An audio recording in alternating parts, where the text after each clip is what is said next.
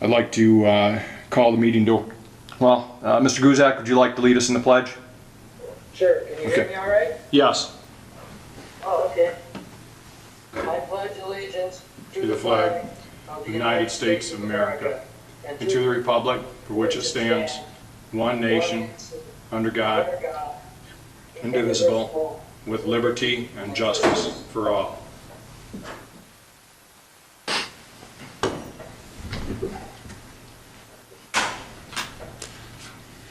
With that, we'll call the meeting to order and ask if there is approval of the agenda and the consent agenda. Ms. Lane? If you can hear me, Yes. I move that we accept and approve the consent agenda and the agenda as presented unless. Mr. Guzak? Well, yes, I'd like to add an item to the agenda if I could. Typically, we only add it if it's an emergency, but what is it, Mr. Guzak? Well, I thought it would have been already on the agenda, but I didn't see it on there.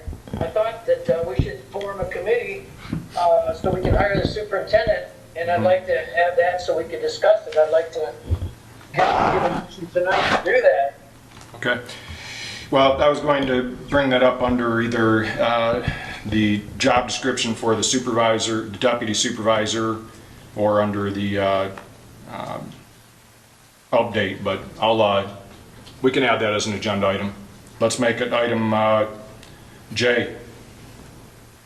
Okay, good. And if we can just make it that we'll discuss the replacement. How we move forward. Okay.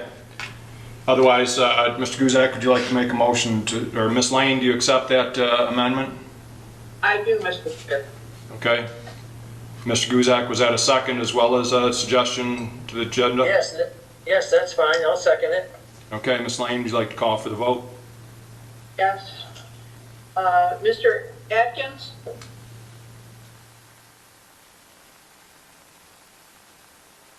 I don't know if you can hear us. Yeah, I don't see him anymore. I lost him. I saw him before. He's on there. I can see him. Oh, good. Go ahead and go through the rest, Ms. Lane. Maybe he can get his headphones working. Mr. Guzak? Yes. Mr. Matthews still at the not, is he? They're working on it. Mr. Collins? Yeah. Mr. Mansdorf? Yes. Myself, yes, Mr. Chair. Yes. Thank you, gentlemen. Okay, we will move to citizen comments at this time, and I am going to. We've asked that that they raise their hand if that's possible, if they're joining us online, and I see that. Let's see. Let's go to. I'm going to unmute the lines here first and just see how we get much static. Okay, is there someone on that would like to make public comment? Yes, this is Cheryl Nahas. Okay, go ahead, Cheryl. Okay. As you know, Scott, I've been trying to get in touch with you, and I know we're in unusual times. Need to clarify. But the other guy dropped out. I am the representative for Paradise Developers, where the tech center proposal is located, and of course with the last supervisor being gone, I have no contact, and I'd like to know if the township is still on board with this proposal and where we're going with it, and who my contact should be. Okay, well, I'll make sure we address that before we end up the meeting today, Ms. Nahas. Okay, and one other thing, we have a memorandum of understanding that came due on June 19th, 2020. the township is currently holding $70,000 between Paradise Developers and Security Credit Union. I believe our amount is a little over $45,000, and it's based on REUs. If I'd like someone to look into this and see what monies we are due. We would like to pay our taxes and everything out of this. So we need to have this addressed as well. Okay, I will ask, maybe Mr. Laddie can address that a little bit later in the meeting, when we address those other issues. Okay, the last time we did get a refund for those, you did sign off on it, Mr. Right. Bennett, just so Okay. you're aware. Right. Okay, we will address those issues in my comments towards the end of the meeting. Okay? Thank you very much. Okay, thank you. Thank you. Is there anybody else on the phone that would like to? I see, anybody else have a public comment? Yes, this is Ed Ert. Go ahead, Mr. Ert. Hello. Hello? Yes. Go ahead. Okay, can you hear me? We can hear you. Okay, Ed Ert, 7212 Porter Road. I just wanted to bring a couple of comments up here. I remember from your June 23rd meeting, there was a statement made ready for change in the leadership in the terms of our superintendent. And then I heard in regards to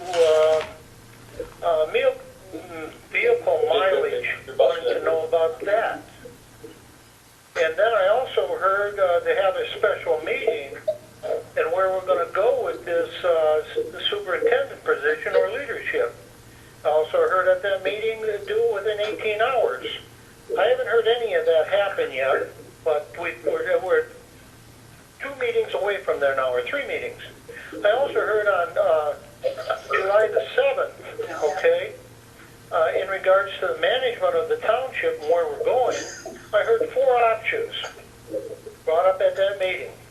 One was to replace the superintendent, one was to replace with a manager, one was to have a supervisor with a deputy, or just a supervisor. And there was really no discussion on this. And that was on 7/9 of the board meeting. Yes. We only had one thing discussed, and that was the short-term fix as far as I'm concerned, with a deputy. Okay, and that's just a short-term fix. Also on 7/9, I'll bring up our township treasurer had a very lengthy and detailed recommendation of what was done in the past in regards to a situation like this. He did a very good job. And I've heard of these options, I heard from none of the discussion about these other options in long-term fixes, only short-term fix. And, you know, I just want to make sure we're not missing things, you know, like vehicle mileage was brought up. It's not brought up again. In this leadership, all the other options, I think they need to be studied where we're going and come up with something. So I just wanted to make that comment, and hopefully we'll get it all straightened out. And have a good evening. Thank you. Thank you, Mr. Ert. Okay, we have someone with their hand up here. Let me, I need your help for just a second, Robbie, here.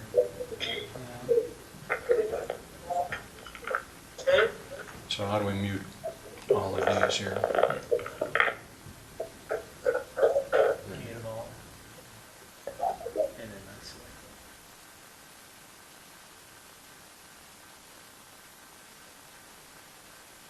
Good evening, you have your hand up, Ms. Hobson? Yes. My name is Maria Hobson. My address is 8389 Parkside Drive. And again, I've been in this community for 50 plus years. As the previous caller called about, I also had some concerns about the lack of knowledge that the trustees seem to have regarding the positions of supervisor, superintendent, township manager, and deputy. It kind of broke up a little bit at the beginning, and I believe that Mr. Guzak requested something to be on the request, I can't hear somebody's talking. I don't know if anybody else can hear that. Okay, we were trying, I think might have been in my office here, we were trying to figure out something, Maria. Okay. Sorry about that. Go ahead. Okay, that's okay. That's all right. I just hope that the trustees, I believe that the other three know enough about these things, but I'm a little concerned about the lack of preparation that the trustees seem to do for each of the meetings. And I want you to research the things about the charter of Blanc Township, as well as the history of Blanc Township. And in doing so, I hope that you are not going to compare the current supervisor with some of the past supervisors, being some of the past supervisors were simply ceremonial supervisors. And the current supervisor is a true working supervisor with a lot of great ideas. I feel that he is already working full-time. And as a matter of fact, I told a few of my neighbors about how much his salary is, and they were kind of shocked. Below poverty level. Anyways, and also I would appreciate if you don't compare the deputy supervisor or Mr. Limada, who you fired.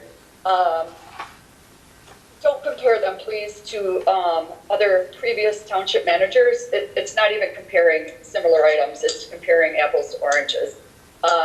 This township, as much as it's growing and expanding, or at least the way it should be, we desperately need a full-time supervisor and a full-time superintendent to get a lot of these things accomplished that are not going to be able to be accomplished with just one elected official. I feel that the superintendent is necessary as not an elected official to be able to go forth with the things that perhaps not the entire board, is all approves of. But, we have to have more than 4 votes here. We've got 4 votes. If the 4 trustees don't want something, we're not going to get it. And so I will be, myself personally, I will be investigating any candidate that is brought up for superintendent, I'm sorry. And I hope that the trustees aren't planning on hiring anybody who might be related to them or a good friend of theirs. So I urge the public once again to vote the 4 trustees out. And I guess that's it for now, and I will bring up the rest of this stuff next meeting. Thank you. All right, thank you. All right, I don't see anybody else with their hand raised, and I asked if anybody else had public comment, so we are going to move on here. And we will move to the next item on the agenda, which is our operational issues. And Mr. Laddie had sent out to the board, I believe last month, a potential policy that we wanted to look at and consider, a litigation policy. And I believe all of you have a copy of that. Mr. Laddie, would you like to make any comments with regard to the policy that has been drafted? I would. First of all, the purpose of the policy is to make sure that the board has almost immediate knowledge of any claims that are made, whether they be filed in any of the federal courts or circuit courts or district courts in Michigan, but also to expand that information to complaints made at the Michigan Civil Rights Commission, any arbitrations that might occur, and even the Workers' Comp Bureau. And I added also in item number 3, identifying what action item is, I identified something called material information, which means any written communication that mentions possible litigation or presents facts that would allow a person to seek judicial or administrative relief. And the process that I created was basically one where if the department head or an employee or a superintendent or any elected official receives any information that is pleading, that information be immediately forwarded to the township superintendent and the township attorney to be distributed or discussed the information to the township board. And they have a 24-hour period for that turnaround. The purpose purpose of this is again to try to make sure that the board has is up to date, thorough information that exists regarding litigation. And by the way, and I want to make sure I state this with the amount of enthusiasm it deserves.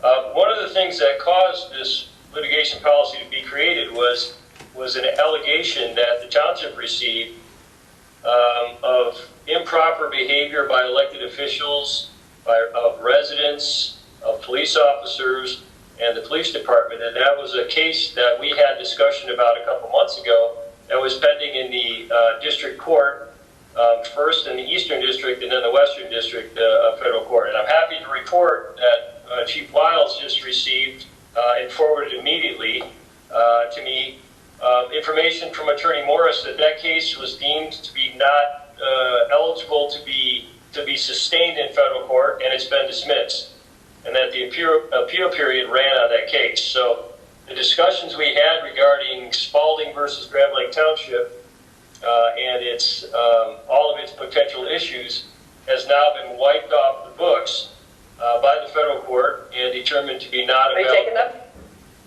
And What? and so. Hold on just a moment, David. I think we got a Still under problem. briefing? Hold on just a second. I think we need to, What? give me a hand, Rob. We're getting some feedback in here. Let's see. Someone's super happy about the Spalding case.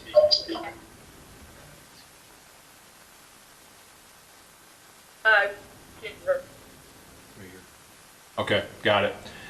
David, one of the things also with regard to that case from what I read is that if they bring it back to try to bring it to court again, they will have to pay court costs as they believe it's a frivolous case. Correct. Exactly. It was a perfect result for Grand Blanc Township, and I'm glad it turned out that way. And again, we had a pretty in-depth discussion a month or so ago. But that doesn't mean, even though that case resolved itself in favor of the township, doesn't mean that we shouldn't be discussing items like that as quickly as possible. And that's the goal of the litigation policy, is to get a quick turnaround from any employee, from any elected official, in the hands of the township attorney for immediate distribution to the board. And so, if anybody has any questions, I'll be happy to answer. I see Mr. Massey has his hand up. Go ahead, Mr. Massey. Attorney Landon, I see in this litigation reporting policy that litigation reporting in the event of any township board member, agent, and employee is served with a legal complaint, a pleading that person shall within 24 hours inform the township superintendent. We do not have a township superintendent. That is correct. You currently do not have a township superintendent. What we can do is, well, you can do two things. You can hold off on this policy until maybe an hour and a half from now when you find whatever direction you're going in, or you can hold it off for longer than that, because what's been happening since we even began to discuss this policy is everybody's been abiding by it, right? So if you want to hold off because you're bothered by the terminology, that's fine.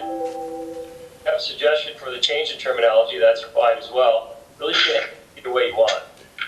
You know, one suggestion might be just make it superintendent/supervisor. I mean, if I get notified of something, I'll bring it to the attention. I mean, and that could be the case even if we do end up with a superintendent. So Sure. I would just suggest making it superintendent/supervisor. Does that work for you, Mr. Massey? I would go along with the supervisor, but I don't want to say /superintendent because that position is vacant, and when it's filled, the title may not be superintendent. Mr. Guzak, you had your hand up? Well, if the title does change, this is to Mr. Laddie, if the title does change, we can amend that policy to say the existing manager or superintendent, whatever the title is, can't we? Or can you put a word in there that says the controlling person so that it would encompass both a manager or a superintendent? Well, if we're gonna really put a place marker out there, what if we just had supervisor for now, and then if in whatever whatever you decide in the near future, we can amend this policy at any time. Right, as soon as we hire somebody, then we can put them in there, right? Sure. And that way the policy will be in effect, and everybody wants the policy out there, so that way the policy is effective immediately. Right. I see Mr. Thomas with his hand up. Go ahead, Mr. Thomas. Supervisor Bennett, I'd like to make a motion that we adopt the litigation reporting policy as written, and that's it. Okay. Mr. Thomas has made a motion. I don't know if there's a second to accepting the motion with regard to the accepting it as it is. Or with the changes of supervisor dash superintendent manager position. So you're kind of putting all three in there: supervisor, superintendent, manager. What do you suggest, Scott? I think, Yeah. Go ahead, Mr. Guzak. yeah, I thought our attorney, Mr. Levy, said that at this meantime, we should put the supervisor in there because that's what we have right now. And then we can, unless somebody has a turn. Go ahead, Mr. Thomas. I asked the floor, and I asked, what is your opinion, Supervisor Bennett? I'd go along with Mr. Laddie. Just stick in there supervisor for now. If we end up making some changes, we're probably gonna have more than this policy to address. So I would like to change my motion to include just the supervisor I'll support in it. the litigation. Ms. Lane? Mr. Chair, when you go on to page 2, it seems like, assuming, let's say, Are we into discussion now? Well, I seconded it, so Ms. Lane is discussing, yes. So I supported. Go ahead, Ms. Lane. I would like to see where you and, in this case, you and the attorney are immediately notified rather than you have 24 hours to notify the attorney and he has 24 hours before he notifies the board. I mean, it might just be a typo, but I think immediately notifying you and the township attorney, and then the township attorney notifying the board without all these timelines. Well, I think it says within, but I think, what's your experience with that, Mr. Laddie? Frankly, I thought 24 hours was pretty quick. I mean, so you could get served, someone could get served, at 8 o'clock at night. There could be issues with somebody immediately reporting. I think 24 hours is pretty reasonable, particularly as far as pleadings go. Generally, if service is personally paid on the township has 21 days to file a response. So I understand that the point of the policy is to get information to the board as quickly as possible. I think the 24-hour turnaround is reasonable, but if you want it different, we can have it different. Mr. Mansour, you had your hand up? Here, I'll unmute you. Go ahead. Got it, thanks. So regarding again on page 2 under material information, it says all material information should be communicated to the township superintendent within 3 business days of receipt. The township superintendent may forward material information to the township attorney who shall provide to the board. So I think this is one of the areas that's gotten us into some trouble before, and I would support changing the word may to shall, just like it is in the litigation reporting above. This way we don't get into a situation where we're trying to make some judgment call, and if there's material that's, if there's something is material, then it does find its way to all the interested parties. I see your hand up, Mr. Thomas. I got just a point of clarification on Mr. Mansour's suggestion. Mr. Laddie, what is meant by material information versus, in the first part where it's within 24 hours? What's the difference there between those two items, the 3 days versus 24 hours? And Yeah.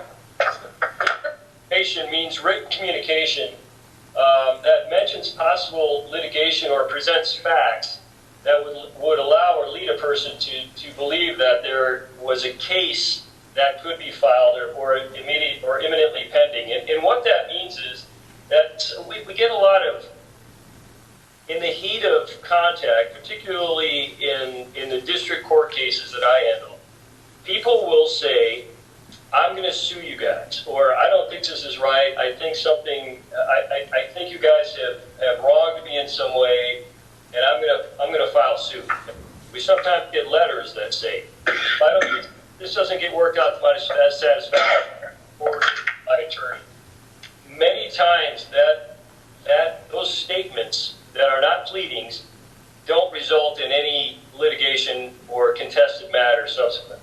And so I thought that some element of discretion might be helpful in weeding out some of those claims that are made in the heat of battle, that aren't necessarily credible possible lawsuits. But I understand again that we want to err on the side of more information than less. And so if the board feels that material information shall be reported within a certain amount of time, then that's fine. The 3 days was also meant as sort of a cooling off period, because very often when we get correspondence, someone will follow up with that person and solve a problem. So we didn't want to have just every complaint shot right up to the township board level, when in fact some of these things need to be weeded out a little bit. And you can do that, you can either do that with time. For example, you can say it shall be reported within 3 days, and that would give administrative process a chance to work. So I mean, you can have it either way you want. One thing you don't want to do is get 15 feisty emails from somebody where the problems have already been solved in an administrative level. But I'll leave that to you. Mr. Mansur, just to follow up, does that clarify anything more with regard to your concern? So, yes, thank you. So I recognize that the 3 days is meant to kind of give a little bit of a chance to cool off. But again, with that included, I'm still would like to see that change from may to shall. Okay. Okay. So keep the 3 days, but from may to shall forward. Yep. Thank you. Mr. Chair. Okay. Mr. Thomas has had his hand up, and then we'll get to you, Mr. Massey.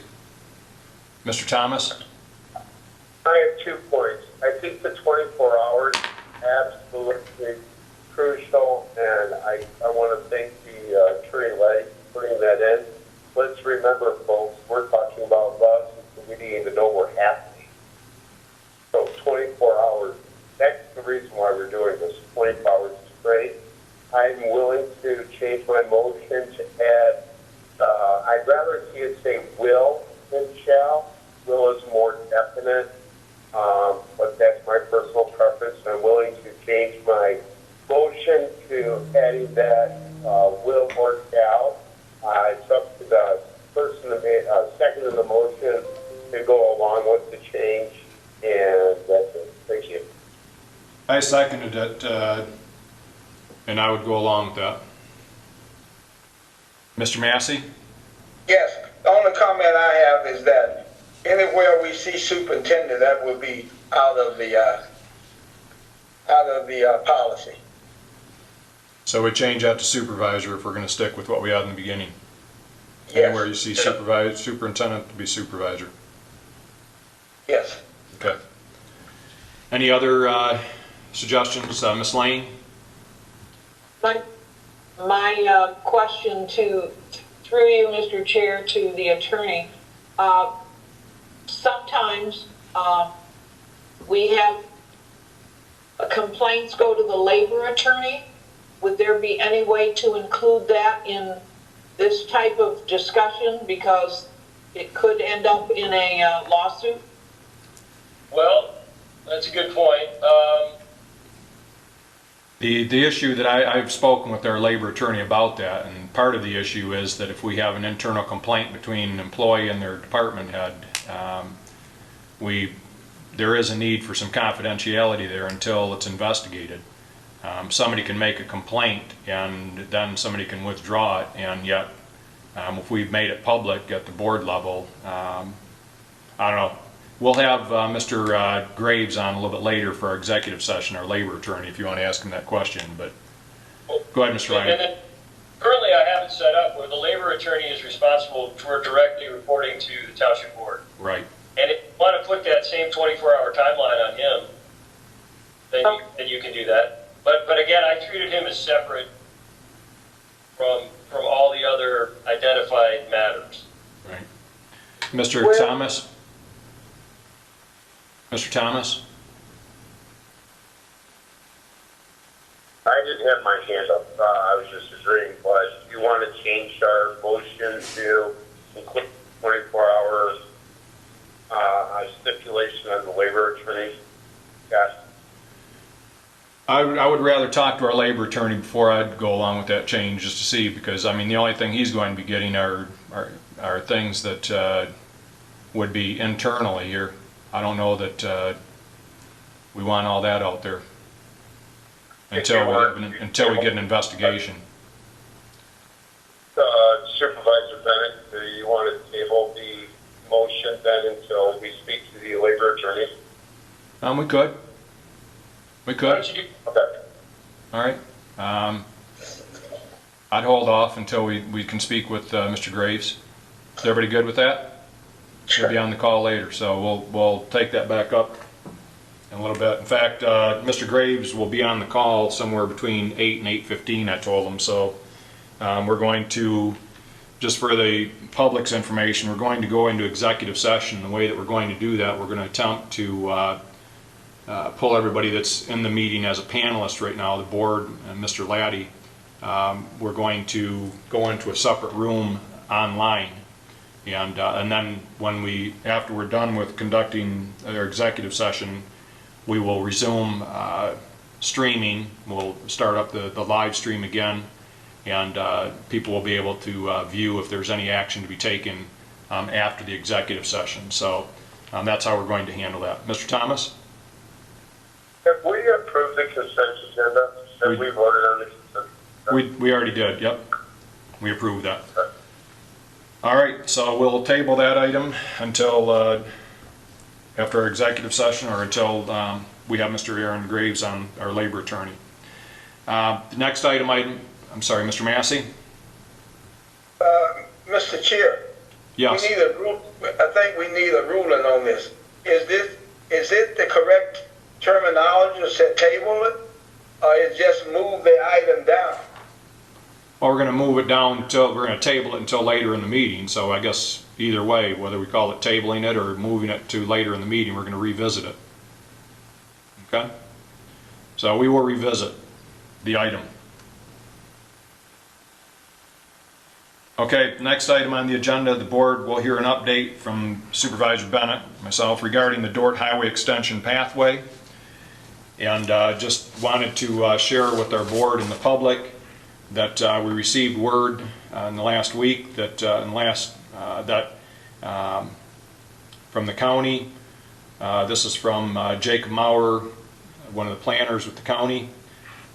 I wanted to inform you that your request for additional federal funds on the Dort Highway Extension pathway was approved by both the Genesee County Metropolitan Alliance and the Michigan Department of Transportation. Attached is the new grant. What will end up being a grant of about $565,000. We will actually only be required to come up with $125,000. However, we don't even have to come up with it this year. It'll be next budget year. So it's a huge success in that that pathway will be built.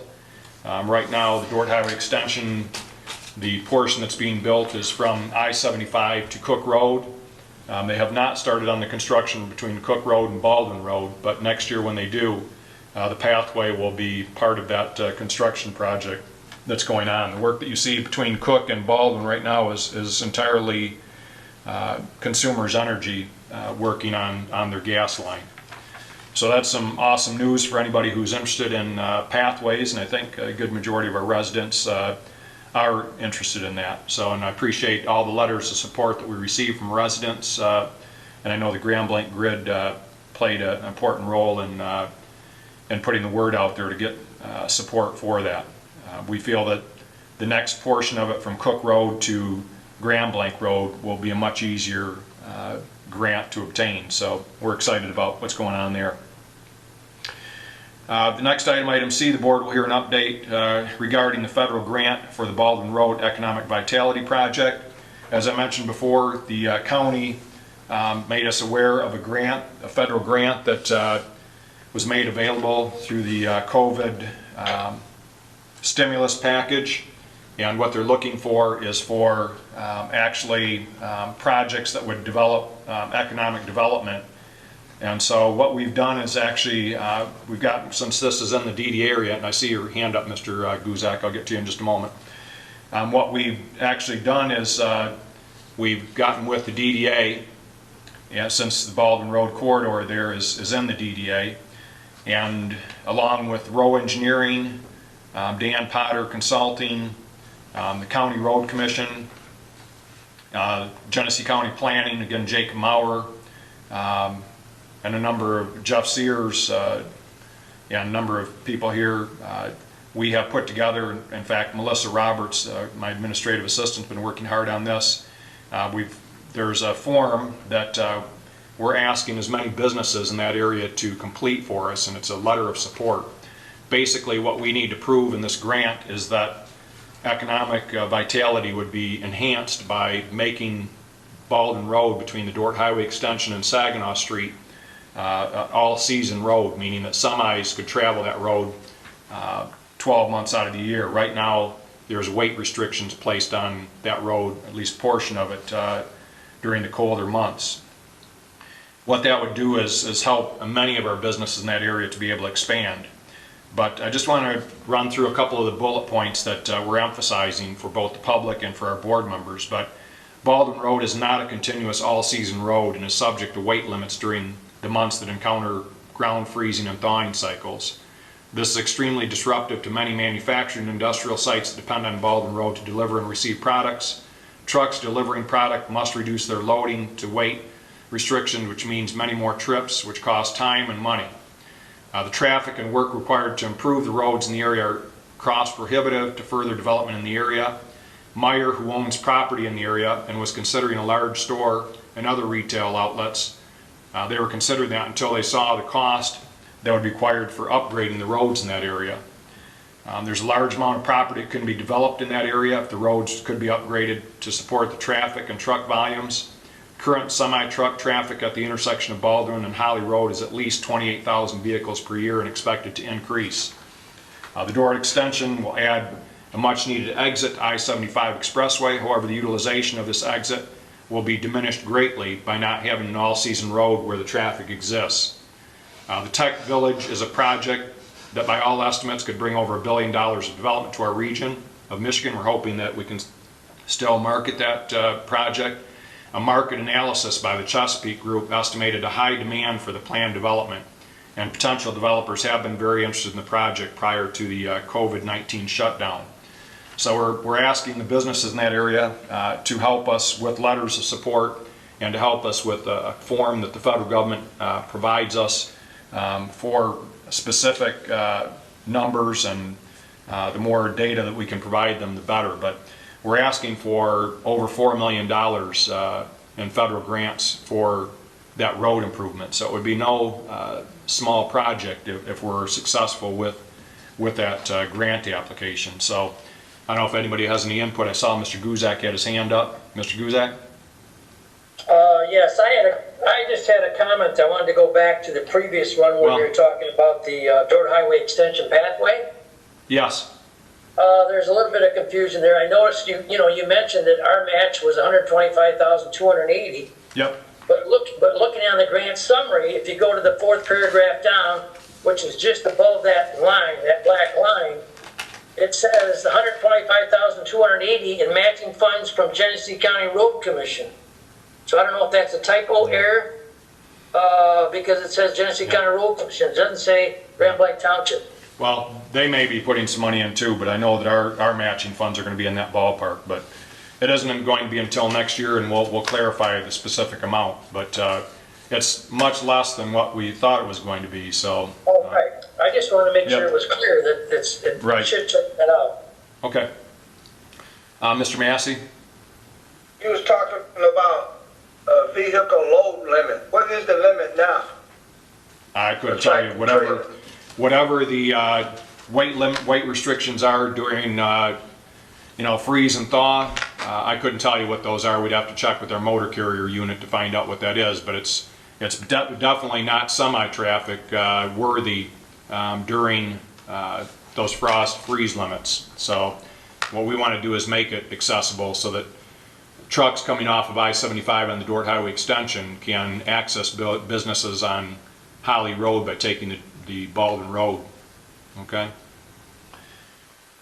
All right, so we're moving forward on both of those. Both of them are huge grants and will help us move forward. And anybody that can help us with letter of support, we would love to have it. So if you have a business in township or know of business owners, we appreciate their support. Item D, the board will consider a request from Clerk Lane to make the $3,500 in lieu of health insurance payment permanent for the supervisor, clerk, and treasurer. This is an item that we've visited a couple of times.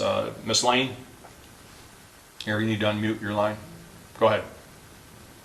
Mr. Chair, we could address it now for just 2020 and let the future board decide what their remunerations would be. I was just saying that full-time employees are receiving the $3,500 when they're not accepting any health care from the township. And it was a policy that prior to this board was something that was accepted. And I was bringing it up because we were getting ready for budget time. So it's up to the board to decide whether or not the full-time clerk and treasurer will receive it. It's been $1,200, but in 2019, all the employees were raised to $3,500 that don't use health care. So I think when we made the motion, or somebody made the motion to increase it a few months back, our finance department felt as though it was just for a one-time amount. And so I think that's what Ms. Lane is asking is, do we want to make it permanent or stick with what the finance department thought, is that it's one time only? Mr. Guzak? Yeah, because I thought, like you mentioned, I thought in the November 26 minutes, it did state that it was permanently changed to match it, and it was a done deal, so. Yeah. Well, our finance department felt as though, from what they read, it was a one-time thing, I believe, right, Ms. Lane? You've had communication with them on that?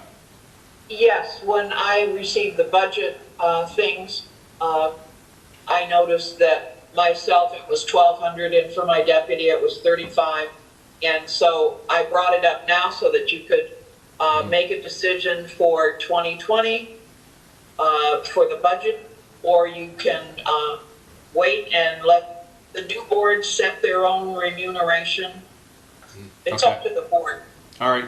Did I see Mr. Massey? You have your hand up? New board set its own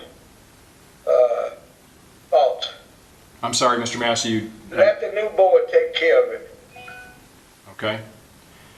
Well, I haven't heard a motion yet, so is there any action anybody wants to take on it? Mr. Thomas?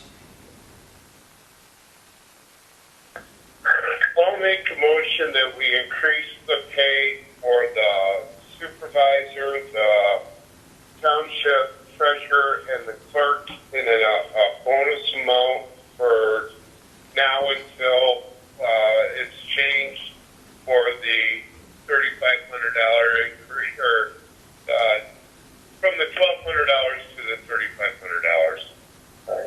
$3,500. You mentioned bonus. I'm not sure that's what Ms. Lane's looking for, but I think Increase. you're saying, I apologize, it's an increase. you're saying for the in lieu of health insurance, is that? Yeah, well, the increase from 1,200 to 3,500. Yeah, and it's, Okay. Mr. Guzak? yeah, so it is in lieu of the insurance, right? I mean, that's what they passed before, and that's what it's always been in the past. That's what Ms. Lane is asking for. Right, right. So as long as it's in lieu of health insurance, so I'm okay with. Okay, so I think Mr. Massey, go ahead. Yes, the word permanently has to come out. Well, that's not the motion. Has to be eradicated. Yeah, I don't know about the permanent. I think it just meant that it'll be going forward. I don't know. Mr. Thomas? I would like to change the motion to say that I'd like to make a motion for the increase of insurance, of pay in lieu of health insurance from $1,200 to $3,500. Okay. Okay, and the word permanent's not in there. No, until. Is that fine? That's my motion. Now, may I ask, through you, Supervisor Bennett, to Attorney Laddie, does that motion work? It does. The problem that we run into, though, is when we set, first of all, the in lieu ofs, we had a discussion about this a while ago about how it's beneficial for the township because it's incentive for people to take the money as opposed to being on more expensive health plans. Right. Thing is, in the offices of supervisor, clerk, and treasurer got left behind because they're technically not employees, but they're offices. The problem that we have, and we had this when we began all of this together 3.5 years ago, is when you change the compensation of an office, then that office, the benefits of that office carry forward through the next election and can only be reduced with the permission of the new office holder. And so if you make that change to raise it up to $3,500, then it will carry through. The office will maintain that compensation through the next election, whoever may succeed in that election, and it could only be lowered at that point with the permission of any of those 3 executive officers. So if you raise it, it's going to stay. All right, so Mr. Thomas? I believe, am I unmuted? Yeah. Oh, get me muted. No? Okay, that's what my motion is. All right. That it stays in. Okay. Mr. Massey? I would like to see the motion modified to say a one-time payment just only for a given year. And it doesn't move forward. It's for 2020, and it doesn't move to 2021. Well, we've got a motion right now on the floor. I believe Mr. Thomas made the motion. Mr. Guzak, do you second it? Yes. Okay. I don't know, did you want to amend your motion, Mr. Thomas, to include Mr. Massey's concern? It kind of takes away the purpose of what I'm trying to do. Okay. All right, Ms. Lane, you want to call for the vote? All right. Mr. Atkins? Yes. Mr. Mansour? Yes. Mr. Massey? Yes. Mr. Guzak? Yes. Mr. Thomas? Yes. Myself? Yes, Mr. Chair. No. Okay, item E, the board will consider a motion. I'm going to go ahead and mute because we're getting a lot of static on the line here. Item E, the board will consider a motion to approve the hiring of 4 police officers to replace recently vacated positions. We had Chief Wiles send in a memo to us to explain what's going on.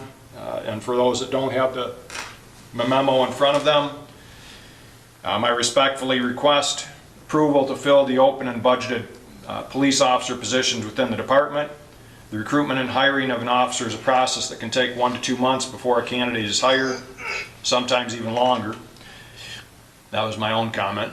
But after a person is hired, they must successfully complete a 16-week field training officer program before they are able to perform the duties of a patrol officer on their own.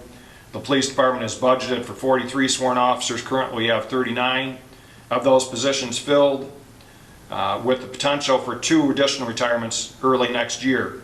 It's important for the department to adequately be staffed to maintain public safety throughout the township and continue to provide the superior level of service that our residents expect and deserve.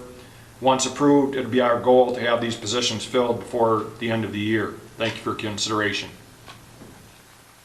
Mr. Guzak? I just had a question. I don't know if the chief's online. Do you know what the total number was at the end of 19? How many officers we had at the end of 19? We can bring the chief on here in just a moment here. Okay.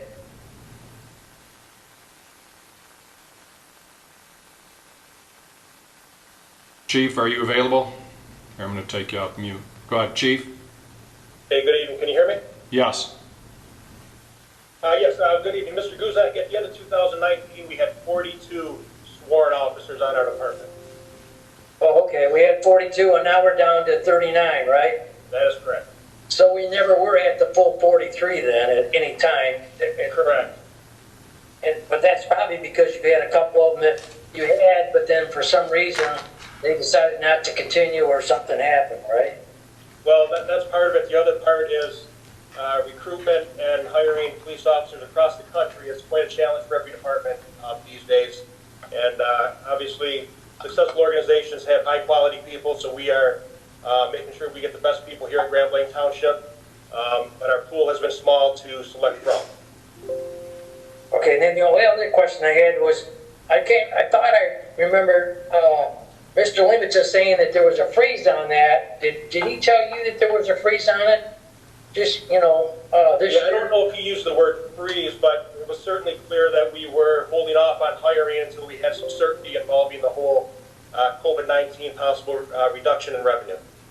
Right, and so that situation still exists. So, and I understand what you want to do, but I think if he would be here, he would probably say he'd still want to wait for at least another month or two. Would that hurt your procedure of that much or not? Yeah, I don't know if that's what he would say. And I've had this conversation with him before, and my understanding was that he was on board to start filling some of these positions, knowing that we're 4 low now and with the potential of being a couple more down next year due to retirements and the time it takes to fill these positions. Unfortunately, it's not as easy as hiring someone tomorrow. There's a process and a screening process, a background process. Candidates have to go through psychological and physical exams. Not everyone passes the background process. And it's quite possible that whatever recruitment pool we interview from, maybe we don't find anybody the first time around and we have to do another pool or round of interviews to get qualified individuals. Chief Wiles, just for clarification, because I want to make sure everybody's on the same page, back when we talked about not moving forward with hiring anybody, we weren't down quite as many officers, right? I mean, we've had a couple leave that we weren't anticipating leaving. Yeah, that is correct. Back on June 15th, all the department heads were asked to submit potential budget adjustments as a reduction of COVID-19 possible reduction in revenue. So the police department did that. I did that. At the time, we had 41 sworn officers. Since then, we're down 2 more officers. And some of those budget adjustments that I submitted were due to unfilled positions. In 2020, this year, I've had an unfilled position the entire year. And also with the latest officer that we did hire, we hired halfway through the year. So there's a half year of savings there.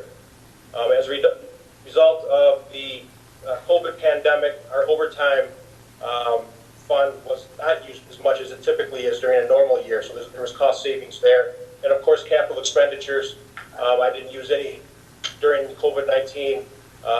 Bring forth any to the board for approval. So being leery and financially responsible for the possible limitations put in place as a result of COVID. I see Mr. Atkins has had his hand up, and then we'll go to Mr. Massey. And then Mr. Mansur. I guess I'm just confused. Maybe it's just written differently on the agenda. But on the agenda, the way it's written is the board will consider a motion to approve the hiring of 4 police officers to replace recently vacated positions. So how recent? It doesn't sound like it's 4 or it is 4. I mean, how recent? We're 7 months into the year. So I can tell you on June 15th, I had 41 sworn officers. As of today, I have 39 sworn officers. So in the last month and a half, roughly, we have lost 2 officers. One due to he just lost his heart for law enforcement and wanted to go into a different direction. The other was a result of a agreement from a workers' comp settlement, who's no longer with the department. Okay, And you're thanks. saying that we have the savings from not having replaced some of them. But so, anyways, Mr. Massey, and then Mr. Mansour. My question to Chief Wiles, did you ever report to the board that we had lost 2 officers? To the board, I don't know if I did, but I know I did report that to HR and I believe Superintendent Lemata before he left. Because I don't recall that coming before the board that we were short on officers. I mean, by those 2 leaving. I'm not disputing the 2 leaving. I just don't recall being abreast of that. Yeah. All right, Mr. Mansour. Yeah, so Chief, Supervisor Bennett, thank you. Chief, so I think what you said is that we left 2019, we had 39 officers. No, we had 40, we had how many officers? 42. At the 42. At the end of 19, Okay, we had great. 42 sworn. Okay, so can you give me the names and the approximate dates of when those, I guess, 3? I would be hesitant on giving out names, especially if there's somebody that went out on workers' comp. Oh. Okay, so the point here being that, again, we are, we budgeted for 43, I think. We started the year at 42, and we're definitely down to 39 as of July 28th. Is that correct? That is correct. We're at 39 right now. August, yeah. And then the final thing is, and it went back to what you just mentioned a minute ago, when we were collecting opportunities for savings reflecting the expected reduction in state revenue sharing, I think you came up with around $200,000 or so was your portion of it. And I'd like to just get a commitment that that with the hiring of these people that we're still able to deliver that reduction versus the reduction that you proposed versus where we were. Yeah, as a result of being financially prudent during the COVID, I'm confident I can make that commitment to you. Thank you. Okay. Mr. Atkins?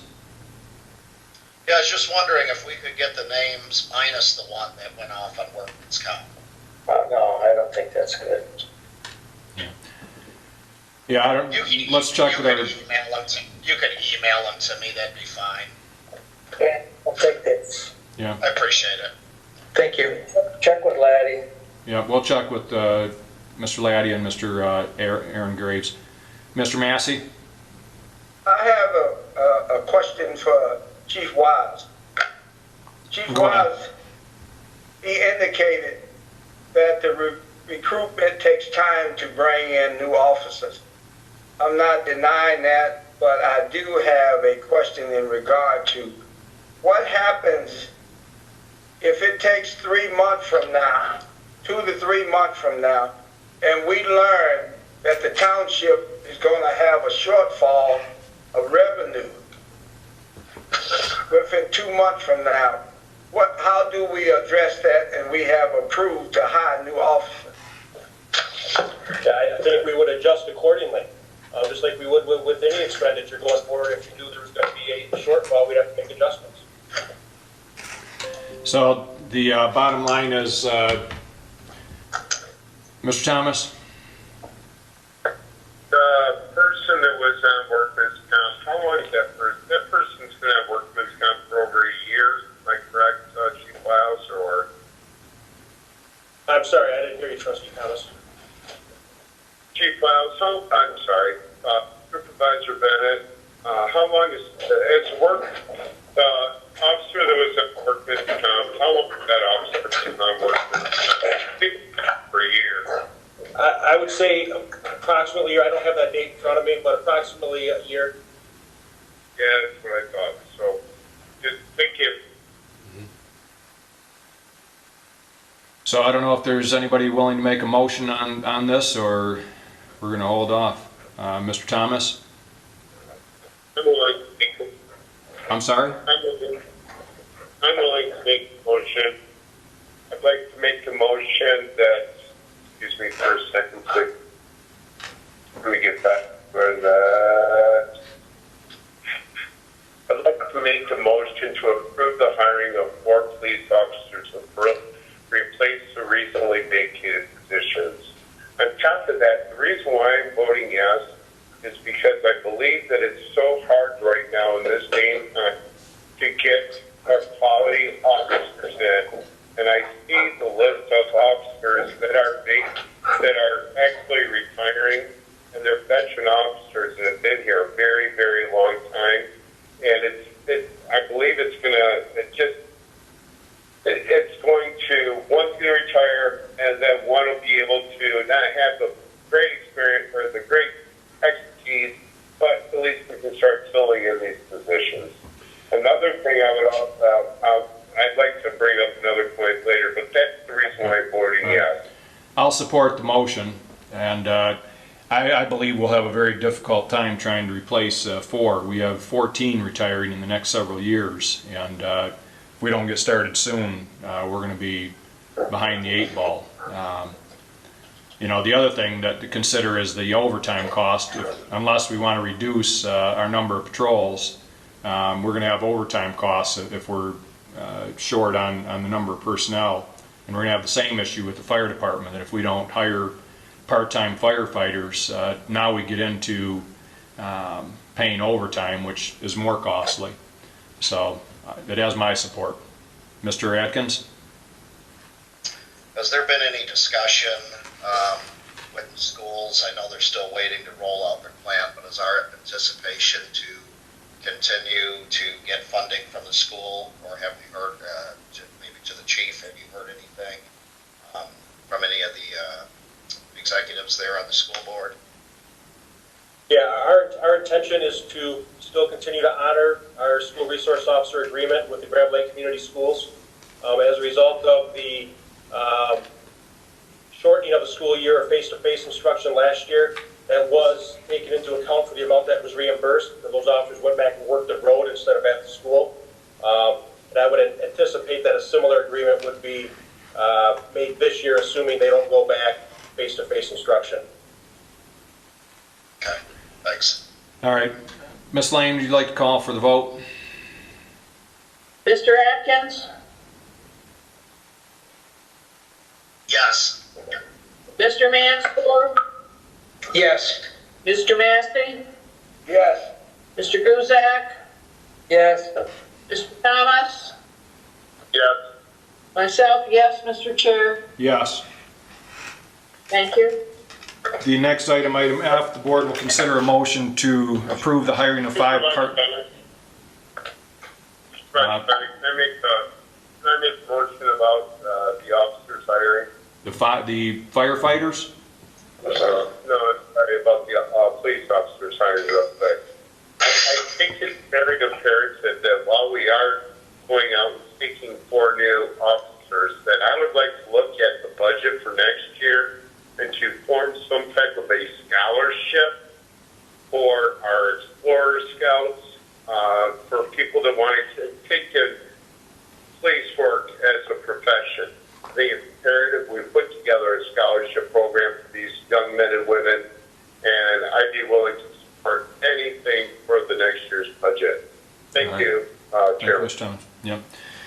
All right, the next item F, the board will consider a motion to approve the hiring of 5 part-time firefighters to replace recently vacated positions. And actually, we have a little bit of a conflict in our policy we probably need to take a look at, in that I know that part-time workers, we can pretty much hire them as long as we're not making them full-time, but with regard to police and fire, we thought, after discussing with Mr. Laddie, we'd bring it to the board. But in this case, I mean, at the fire stations, we have to have the legal amount of staffing in order for us to respond to a fire. So if we don't have that number in terms of staff, we end up paying overtime for people that work extra hours. And so by having a full amount of part-time firefighters, we can fulfill our obligation at those fire departments illegally. So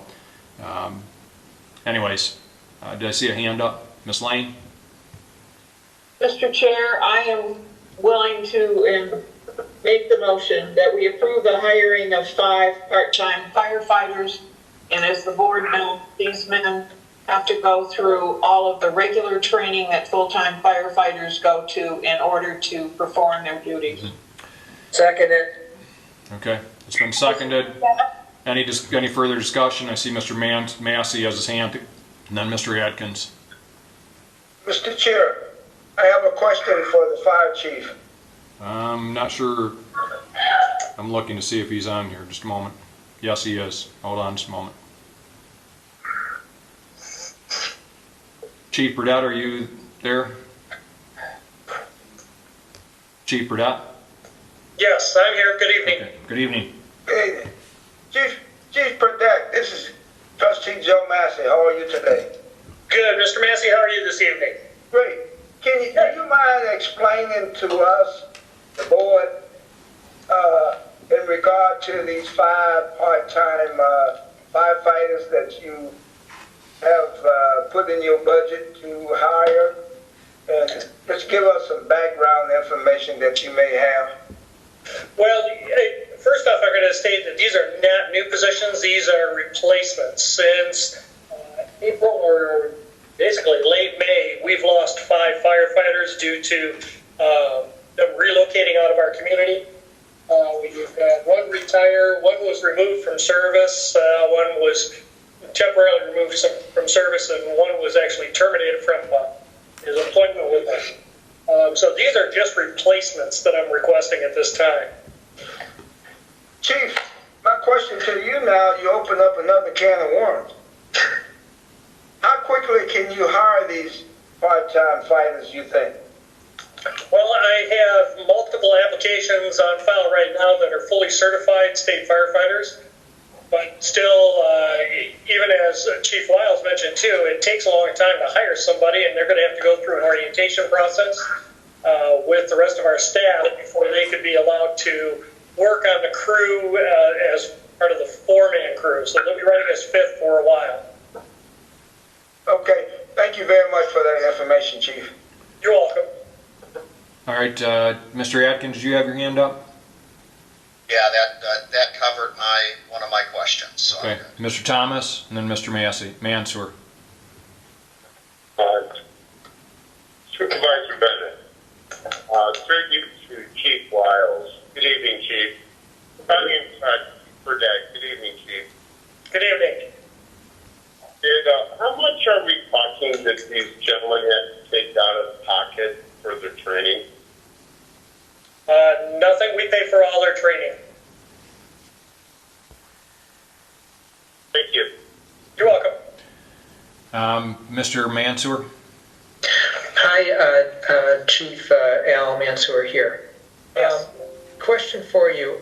Can you give me a range of time when we say 5 part-time firefighters? Do you have a target amount of hours per week, runs per week, or something like that you try to keep within, before you try to adjust up or down in the amount of firefighters? Their contractual obligation for the part-time firefighters states that they work 2 shifts per month and have to respond to 15% of the total, what we call all calls or larger incidents, and attend 80% of the trainings. So I try to keep their hours within check there, although two shifts a month is very minimal. And they're able to work more, but we try to keep overtime in check as much as possible. And you try and spread that across the whole, your whole pool of part-time firefighters, right? Yes. Mm-hmm. Okay, balance it. Okay, thank you. Yes. Any other questions for Chief Burdett? I believe we have a motion, Ms. Lane? Or you're muted. Let me unmute. Unless you want to unmute yourself there.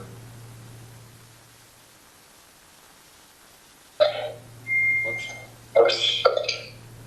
Go ahead, Ms. Lane. Are we ready for the vote, Mr. Chair? Yes. Thank you. All right, Mr. Atkins, yes. Mr. Massey, Yes. Mr. Guzak, Yes. Mr. Thomas, Who, I'm sorry? Mr. Thomas, Mansour, Yes.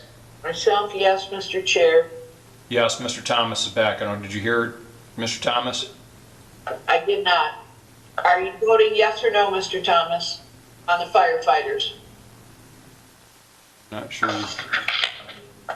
I think he lost audio, but he's shaking his head yes, so I don't know if we can take that or not. Say yes, sir. Thank you. Okay. Item G, the board will consider the deputy supervisor job description and a motion to approve wages for the position. Mr. Laddie, Mr. Graves, our labor attorney, myself, Colleen Nedzwicki, our HR generalist, myself, Chief Wiles, discussed job description. Mr. Laddie, would you like to discuss that briefly? Sorry? Right. We did. We met and we talked about the proposal that was forwarded to the board at our last meeting. And we had discussions about including the duties that the deputy supervisor would be able to undertake with or without the presence of the supervisor. And you may recall that the MTA, Ms. Milhop from the MTA, provided information that was forwarded to you that describes a few different varieties of a deputy supervisor. The first one she describes as the Clark Kent deputy supervisor, which would mean basically that Chief Wiles and Supervisor Bennett would not be working on township duties at the same time. In other words, Chief Wiles would just fill in when Supervisor Bennett was not available. The second type of deputy she describes was one that would be able to, with township board position or permission, be able to work on the duties of the supervisor at certain hours, and those hours would be agreed upon again between the supervisor, the board, and the deputy supervisor, and that would be included in whatever element of pay that the board would determine for the deputy supervisor. And then finally, a description of somebody that she describes as a deputy plus, which is what we have here, and that is somebody that's already employed and has duties at the township and takes on additional duties when serving as a deputy supervisor. And so what we did was we took the agreement that was submitted to you and added the duties of what were the township superintendent and now arguably considered the duties of the township supervisor. And so it would lay out for the board some of the tasks that the deputy supervisor would be engaged in at also the same time potentially that the township supervisor was engaged in them. And Ms. Milhop recommended that there be a separate agreement for that employee, which in Chief Wiles' case is the police chief contract, and then also whatever duties he'd be able to carry out alongside of Supervisor Bennett. And again, that agreement has been forwarded to you. It does not have any compensation included in it because that is the purview of the board. Also, you'll note that as far as compensation is concerned, that the proposal suggests that there be additional severance pay added to the chief's police chief contract, and that severance would go from 3 months to 9 months. And also, there is a provision in the chief's current contract, I believe, and I think the chief could maybe confirm this, or Supervisor Bennett could, that there's a clause that says he's to devote all of his duties essentially to his police chief job. And so, if he decides to accept the offer of Chief Wiles serving as your chief and also your deputy supervisor, you'll have to address that clause in his contract. And that's the agreement you have in front of you, and I'll stand by and see if anybody has any questions. Anybody have any questions or concerns? Go ahead, Mr. Guzak. Yeah, I would like to go into executive session, discuss some of the terms and conditions of the contract. Is that acceptable, Mr. Laddie? Well, you would be going in executive session only to talk about my written attorney correspondence, which you are allowed to do, and in that you could consider primarily the compensation that would be offered to Chief Wiles. Is that the purpose? Is that what you want to try to accomplish? Yes. Okay. Mr. Mansour and then Mr. Massey. Supervisor Bennett and to Attorney Laddie.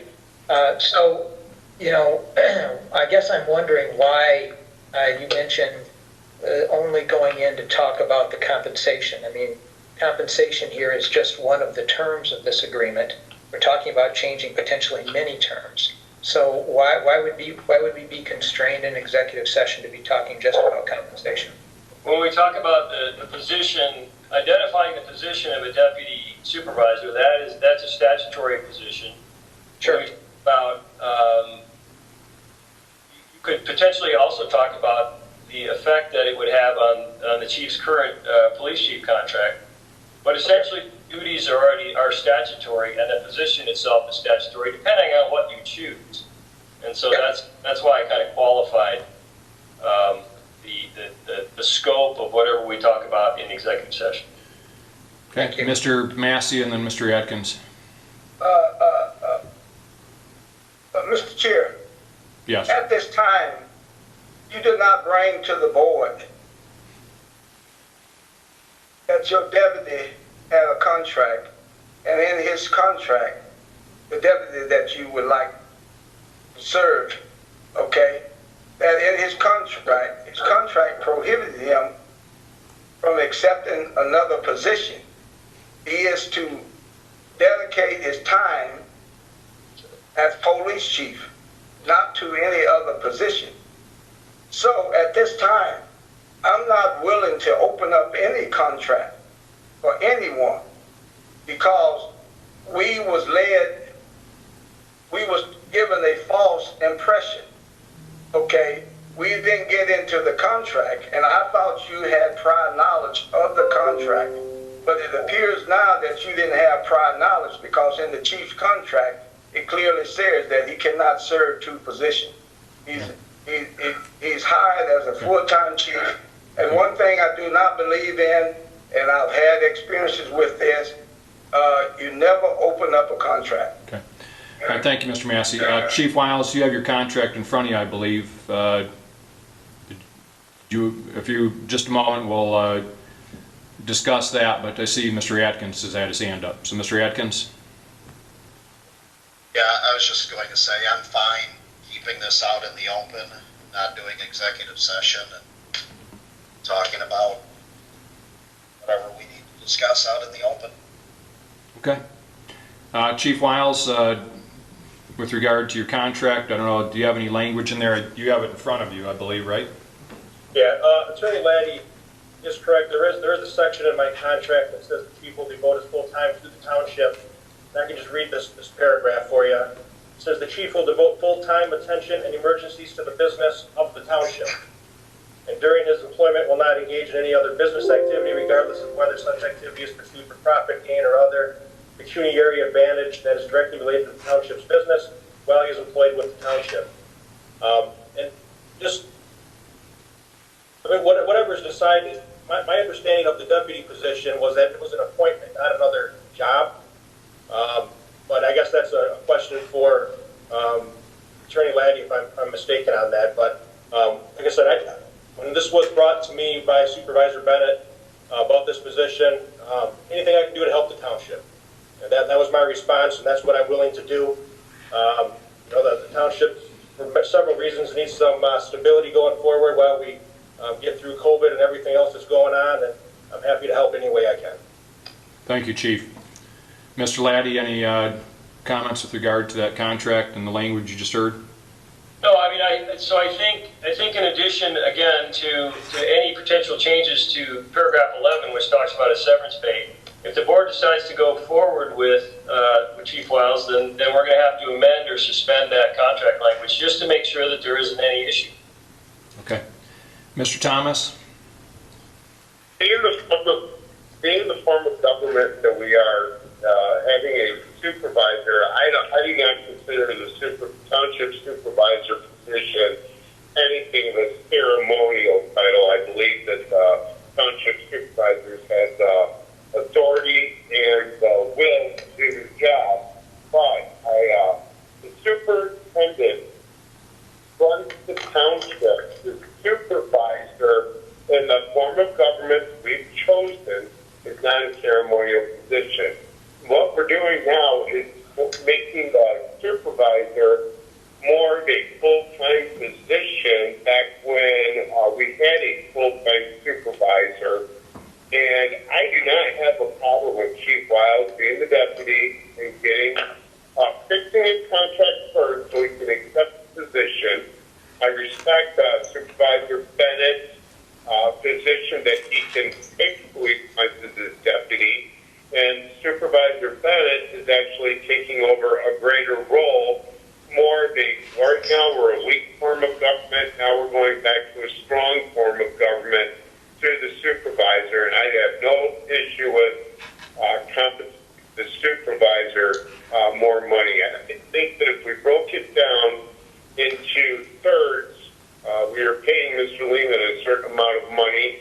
And if we paid Supervisor Bennett and Chief Wiles an extra $4,000 a month, that's more than fair in my opinion. It'd be a third of our past superintendent wages, and that's what I would like to form a motion is or to go along with this. I'm not sure through you, Supervisor Bennett said pretty laddie. Would I at this time form that into a motion? You could, I guess, if the rest of the board is ready to consider a motion. I don't know if you've been around the horn yet as far as everybody's comments. Well, if I made a motion, then if somebody would second it, then we could open it up for discussion. I know we don't work by Robert rules, and we work on whatever, not Robert's rules. But in this case, I think we should.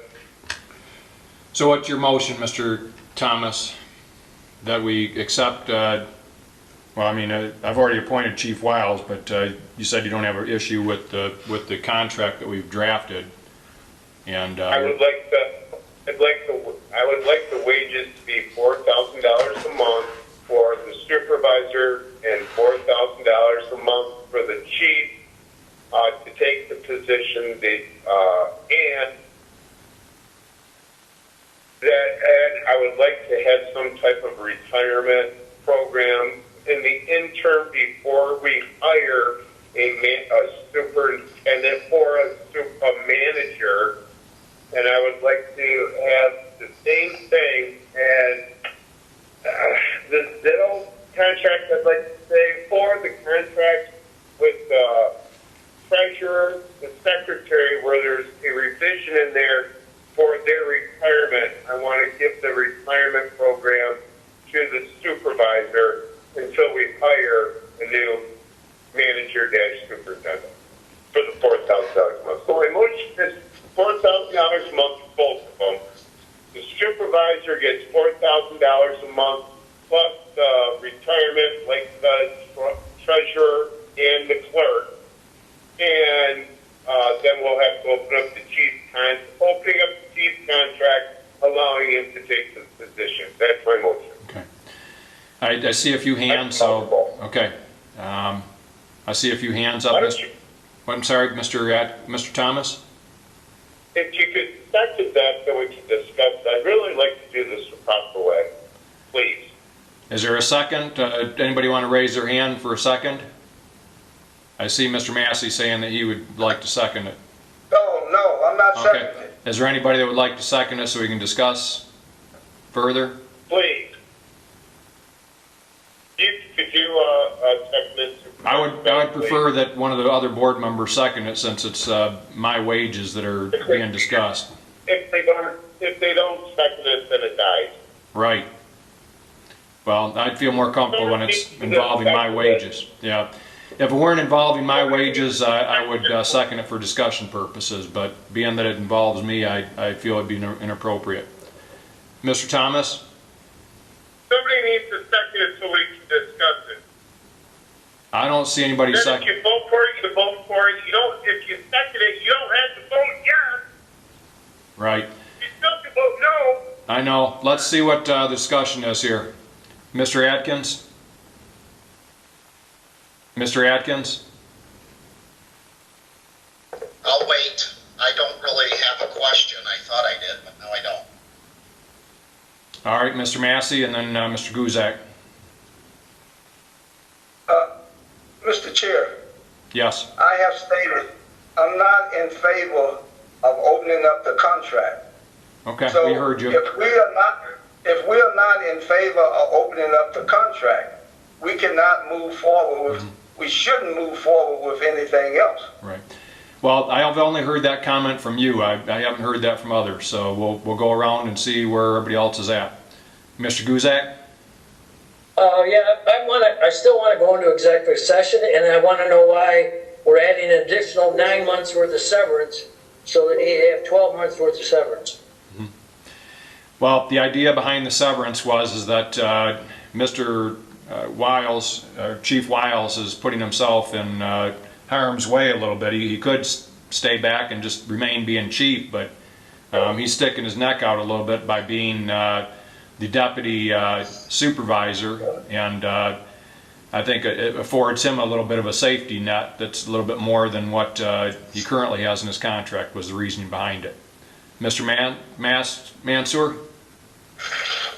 Yeah, I mean, I'm looking at this, and I'm also stuck on the kind of doubling up on duties here. So, you know, we just mentioned a few minutes ago, we got 4 new police officers to hire. We've got, you know, kind of a lot of things going on in the township that are requiring for me, the undivided attention of the chief in order to really serve the township. So I think that this, you know, kind of diluting of his attention is something that I'm very concerned about. Also, again, additional 9 months. So it wasn't, as Attorney Laddie said, additional 3 up to 6 months. I mean, this is a full year of severance that I think is kind of unprecedented in this. So I do completely agree that Supervisor Bennett, you need some help. It is absolutely imperative that you have some help. It's just I'm very concerned about this approach with the chief. Okay. I mean, Whoops, I'm sorry. Go ahead, Mr. Mansour. and I just say that I think the chief is excellent in his position as a chief of police. Okay. Thank you. Thank you. We'll go back to Mr. Thomas and then over to Mr. Guzak.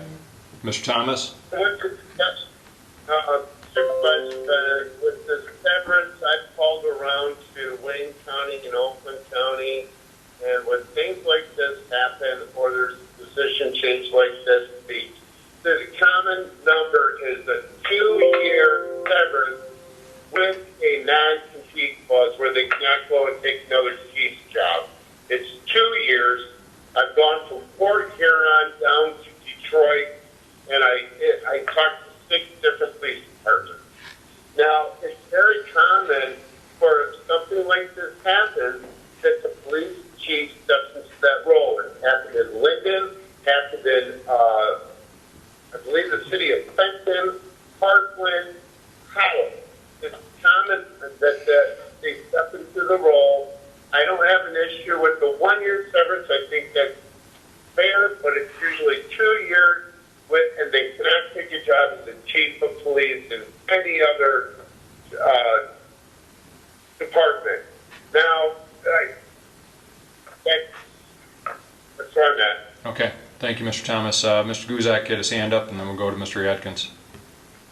Yeah, first of all, I don't think it's fair to you, Scott, or to the chief to do this to you as to have this position. You've got a full-time job to support your family. The chief's got a full-time job. Plus, he's got all this stuff that, you know, he's got 4 new officers. I think we should just go out, get our committee going, and hire a part-time person, and that way neither one of you are going to have to deal with this because you've got other stuff to do. And it's not fair to you to put that extra burden on either one of you. That's why I want to go into exec to try to resolve what's going on. Well, I think that part of the discussion needs to be out in public, as Mr. Atkins said. I think, you know, if we're going to go into executive session, we can discuss things like the chief's contract or wages, but... Well, yeah, Yeah, But in terms of- that's what I want to do. That's part of the contract. But in terms of how we staff it or what have you, that needs to happen in public. Mr. Oh, yeah, Atkins, you had your hand up? Well, we go back. Mr. Atkins? Yeah, I'd just like to go back to a couple of comments. For one, I realize the chief mentioned that he wants to step up and help wherever he can, but you also mentioned that he's putting himself in harm's way. If putting yourself in harm's way means that you got to be concerned about the termination of your employment, that the chief probably shouldn't take this job. If that's really the concern, which it seems like it is. Well, it's my concern. I don't know if it's the chief's, but my No, I concern mean, it is... seems to be, well, we asked for extra severance. It seems to be a concern. Yeah, I asked for it. Okay, well, Because I think, given the track record of this board with our superintendent, anybody who's stepping into this position would have some concerns, I think. Even when we go out to hire, I think we're going to see similar concerns from anybody that would apply for this. If you think that that's a joke, I think when we start putting out the search, you'll find out when the resumes come in. But anyways, you know, I appreciate the chief stepping forward with me, asking him to assist me. It's meant more that if I wasn't able to be here and something needed to be signed, or somebody needed, a department head needed somebody to talk something over with, that there's somebody here in my place. You know, I appreciate the chief stepping forward. I asked him to do this. You know, in terms of pay for myself or Chief Wiles, neither one of us are taking on these additional responsibilities to gain any more money. It would be nice, given the additional responsibilities that we're going to have, but I'm going to keep doing my job, whether the board provides more salary to myself or Chief Wiles. So I guess maybe, I don't know if we want to have a task force or a committee to talk this through and see where we go, but it doesn't look like we're getting anywhere real quick here. I know Mr. Thomas had made a motion, and I've heard, you know, lots of concern. I think about every concern in terms of opening the chief's contract, in terms of, you know, the chief being too busy to do this and me being too busy. We're doing it. I mean, I think it's been 3 weeks since, maybe a month since the superintendent was let go, and we're doing the job. So, Ms. Lane, you had your hand up? Mr. Chair. Yes. With a couple of the things that you've listed, I think it's in the revised one that Attorney Laddie and Attorney Aaron Graves presented. I guess I'm looking at the other staff, and some of the things I think I'd be willing to consider taking off this list to minimize a deputy supervisor's role. Well, let me just remind you that if you take them off that list, they go on my list. That I don't necessarily assign those responsibilities, but go ahead, Ms. Lane. Well, preparing and administering the annual budget, I think that the finance department and Kathy Sostek would be excellent at handling that. They're involved. They're involved currently in that, yes. I'm also seeing where public improvements and public works, Mr. Sears is again fully competent to handle those and make suggestions to you. And I'm also thinking that as far as personnel, I don't anticipate personnel problems or anything like that. So the human resource generalist and you could handle those, which would, again, reduce directives to the deputy supervisor. If you're willing to do some of that, Okay. just a suggestion for some consideration. All right, thanks, Ms. Lane. Mr. Thomas, and then Mr. Guzak. Supervisor Bennett. Yes.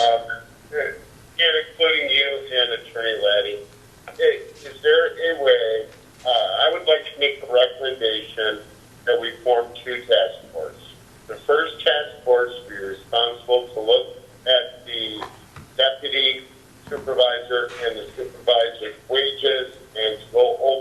and to make suggestions to the board.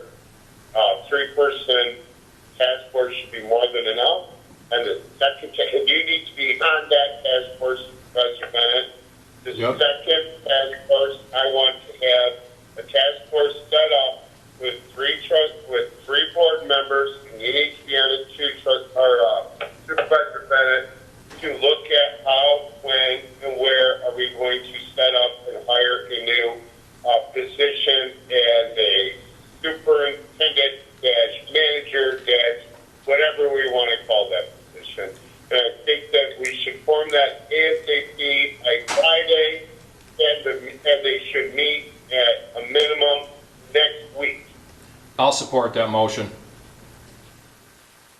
Through you, Super Scott, to Attorney Laddie.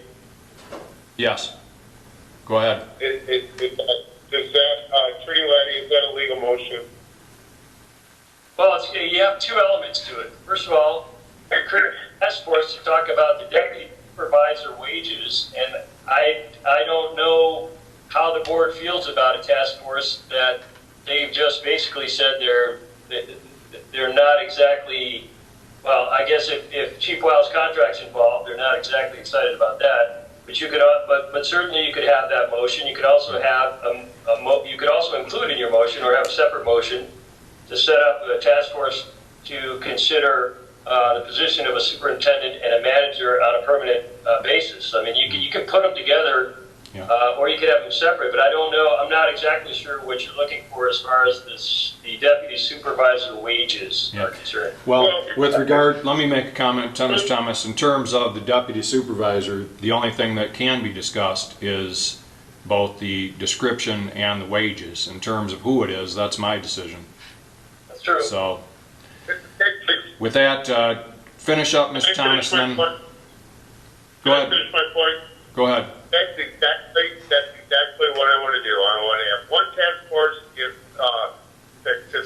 make suggestions on what we're going to do with the superintendent position, and that task force should meet this week, report next week in a special meeting, if so be it.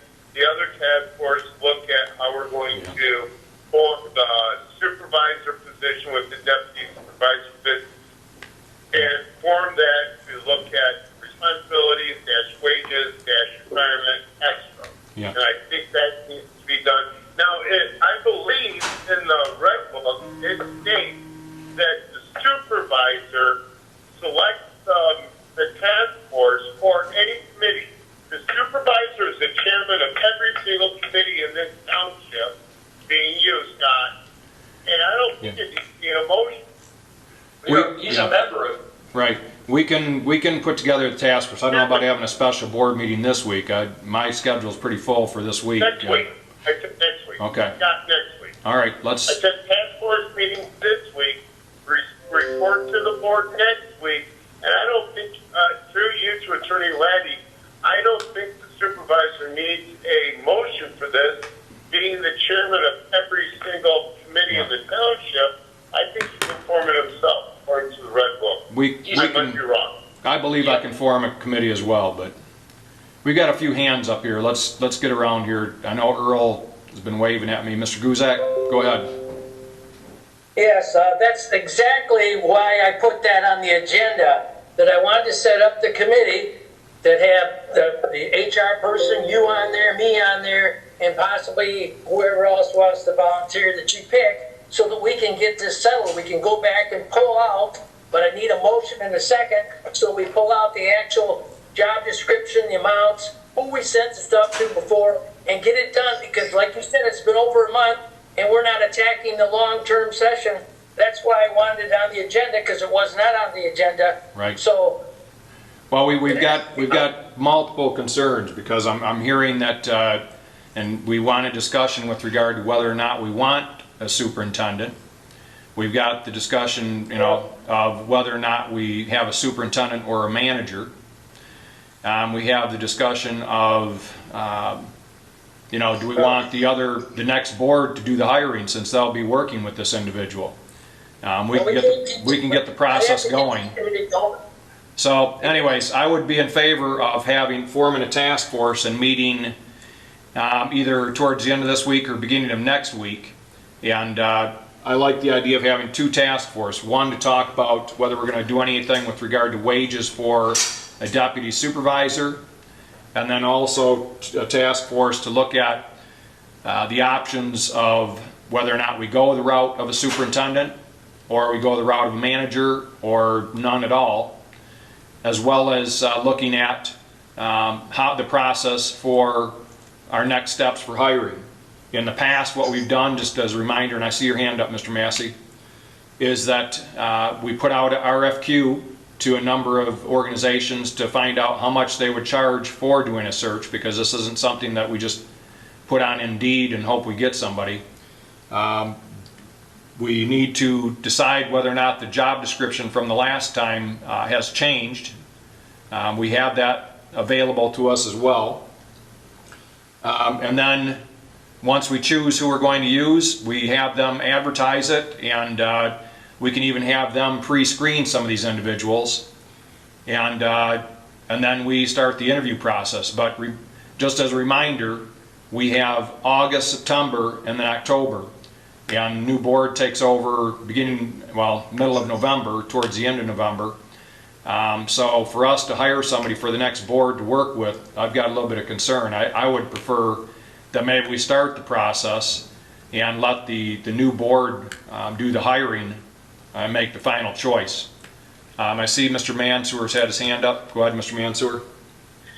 So, thank you, Supervisor Bennett. In fact, I think that was a commitment that was made the first or second meeting of this month, was to get this group of three together and to start to pull together job descriptions, etc., to go out and to find a replacement. So I think we're kind of getting to something that we should have been working on a couple of weeks ago. But specifically on this, I do agree with Trustee Thomas that we ought to have a task force to look at whether superintendent, manager, what style of organization is appropriate at this time for the township. And that will take time, as you've mentioned. And I think it's the right thing to do. We'll have to recruit, etc. But what I'm interested in, and after we're done with this discussion, I'll do this at the risk of having another motion die without support, is that I would I'd like to see us immediately go after recruit an interim manager for the next say 6 months, in order to pick up some of these duties and to kind of spread the workload amongst yourself and provide a coordinating point for the rest of the directors in the township. Thank you. Mr. Guzak? That's what I was saying, that we needed to set up so we could do the interim manager. That's why it was on the agenda. Okay. I'm sorry. Okay. Mr. Atkins? Yeah, just taking a step back for a second here. To Mr. Laddie, does anything really need to be changed in the chief's contract language, or could he accept it sounds like he's already in the role. Supervisor Bennett can appoint him, and that's obviously who he wants, but I guess I'm getting a little confused. Is there something that still needs to be done, or were those just, is he doing that role right now, I guess? Well, so again, going back to the MTA materials that you were provided, the MTA recommends that if somebody's already an employee, that they have a specific separate contract for their duties as a deputy. And if again, you're accepting the advice of the MTA, there needs to be for Chief Wiles, because he's an already employee, there needs to be a separate additional contract that would be approved by the township board. The other problem is, again, you will have to, if Chief Wiles is going to serve as the deputy, and I think that Supervisor Bennett said that he intended really for him to be the substitute deputy, which is the first category that Ms. Melhop recognized. But the problem again is that he's already currently an employee, so you have to consider that clause in his contract that says that he has to devote his full time and energy to his duties as chief. And so I think we do have to have a discussion about that. If Supervisor Bennett says, well, all right, so you're not going to pay Chief Wiles any additional money, I'm still going to make him my deputy. Where does that leave us with that clause in his contract that says that he needs to be devote full-time attention? And also, where does that leave us with the MTA's advice that when you have a current employee, you have to have a separate agreement for that? And I guess these are things that we're going to have to have a discussion about if Supervisor Bennett says, no, Chief Wiles is my guy and I'm not changing. Okay. So there are some issues I think that we got to work through. Okay. Mr. Massey and then Mr. Thomas. I've had my hand up for 30 minutes. Let me say this. I would like for every board member to go out and do some research. There's data out there telling you when you make, let me tell you what to look for. When you make the police chiefs the mayor of the city, when you retrieve that data, you will find out nothing but chaos was created. It created a mess. So that's the residents are saying if the chief has time to do another duty, well, he has too much time on his hand as a chief. He doesn't have enough to do as a police chief. Okay, thank you. And it's not a separate contract. It's a job description that's needed, that the MTA suggests, not a separate contract, but a job description so that the duties are outlined. Mr. But Mann? his contract, I'm sorry. His contract clearly says that he cannot accept another position. We heard that from you. Thank you, Mr. Massey. You, Mr. Guzak? Yeah, I just had another question. I know at the last meeting I requested that the HR and the finance go back and check the records of what was actually paid out to the previous supervisor. Has that been done? Yes, I have it right here in my hands. Well, I haven't seen it. When do I think I'll be able to see it? If you want to walk over here, I'll give it to you right now, but it was what you suggested. $18,000 in additional pay was what was provided to the supervisor. And she was paid for 8 years of the in lieu of for health care. But that was after the fact. That she wasn't paid that when she was actually working, right? As soon as she finished her term. It was after her term. But Yep. Okay. That's the whole thing. Thanks. So what? Mr. Thomas, you've had your hand up, and then Mr. Atkins. Well, I'm really hoping that Chief Wiles and yourself, Supervisor Bennett, is going to be a very short term. Both are going to be running the superintendent role. But I would like to invite Treasurer Guzek to make his motion, and I will support his motion. I'm not sure what motion that was, but The motion that he added to the agenda, the one that he's been going on about. I agree with it, Treasurer Guzek. okay. Well, Mr. Atkins, did you have your hand up? I'm trying to keep track here. Yeah, I was just so I can keep up here when we are doing the task force assignment. Where did the 40 and 40 supervisor, where did you come up with that number? Was that something? Well, I got to tell you, I was mistaken at first because from what I recalled, what happened when Keith Edwards, our previous township manager, had left, I thought that we took his salary and passed it along to the current supervisor, but I was incorrect, and I just provided what the information actually was. It was an additional $18,000. The salary for the supervisor currently is $18,000. The treasurer, I don't know, what is the treasurer and clerk salary? About $60,000? Mr. Guzak? Or I'm sorry. You've got me on mute. I can't talk. Yeah, we can hear you.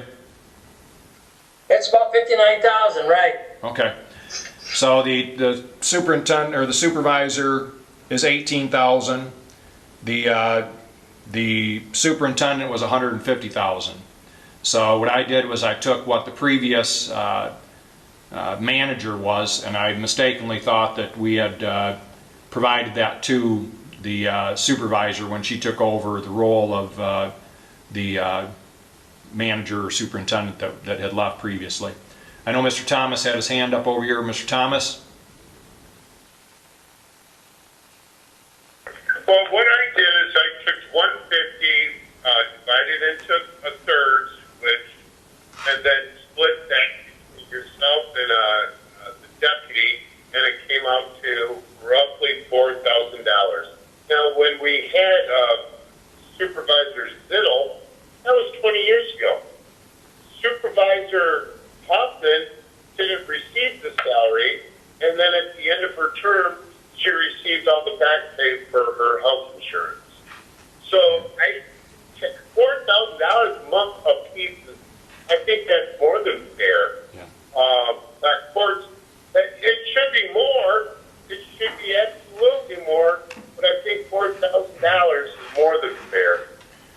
Well, I'll tell you what, let's do this. I'm going to suggest that I would like to form 2 task forces, and I'll name them right now. And we can plan a meeting. The first task force Mr.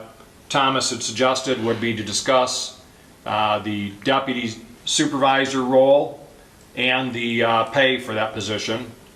And I would like to have on it Mr. Guzak, Mr. Thomas, and Ms. Lane, and myself. The second task force would be to discuss the superintendent role, as well as put together a plan for the hiring of whether it ends up being a superintendent or manager or what have you, but to fulfill that role. And so I'm gonna make sure, Ms. Lane, who do I have for the first task force that you have written down? You said Mr. Guzak, Mr. Thomas, myself, and yourself. Okay. The second task force, as I mentioned, would be Mr. Mansour, Mr. Adkins, and Mr. Massey and myself. Ms. Lane? Mr. Chair, I want to remind you and the board that Mr. Thomas made a motion including 2 portions, and you seconded that motion. Unless we're going to totally withdraw them, that's still pending. Right, okay. Thanks, Ms. Lane. Would you be willing to withdraw that, Mr. Thomas? Yes, I will. I will withdraw my motion as long as the second withdrawals. Okay. I withdraw it as well. I would ask that today is Tuesday, that if we can get both task forces possibly to meet this week or beginning of next week. If you can email me when you would be available, what we could shoot for is, since we can do it online, we can do it during the day or in the evening. So if you guys can shoot me your availabilities by email, we can put together a schedule. Okay, Ms. Lane? I'll remind everybody, we have an election on Tuesday, August the 4th. That's right. Thanks. So you might be a little bit busy on Tuesday. A little bit. Okay. Mr. Thomas? I'm sorry. Through you, Supervisor, can I pose a question to Treasurer Guzak? Go ahead. Treasurer Guzak, does that fulfill the motion that you wanted to make? Well, it's close. I wanted to have one task force that did all of it, so, but if you want 2 separate ones, that's fine, but. I think there's enough there for us to spend plenty of time on too, so I appreciate that, Mr. Guzak. Okay, so we've got Mr. Graves also that's been on hold here for a little while too, that I want to get to the police contract in Chapter V and W. Mr. Mansour?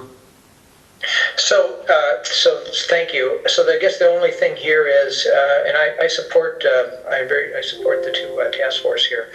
The only question is, I guess if the rest of the board has any interest to it, I'm still, would consider making a motion to get an interim manager going again, at least as a stopgap measure while these other two task forces complete their work. I support that. Okay, is that? Yes, I support that. Okay. So Mr. Mansour is making a motion that we hire a part-time, or I'm not sure. Interim. An interim township manager. We hire an interim manager, yep, using the key elements in the duties that were just outlined in the letter from Attorney Laddie for a 6-month period while we decide on the more permanent structure. I support that. Okay. One thing that I want to say is that I'm going to research this further, because if it means that the authorities that are part of my statutory responsibility are diminished, then I'm going to have some concerns with that. So just to let you know on that regard. There would be no intent to do that, Supervisor Bennett. This is simply help for you in the situation. Thank you. Okay.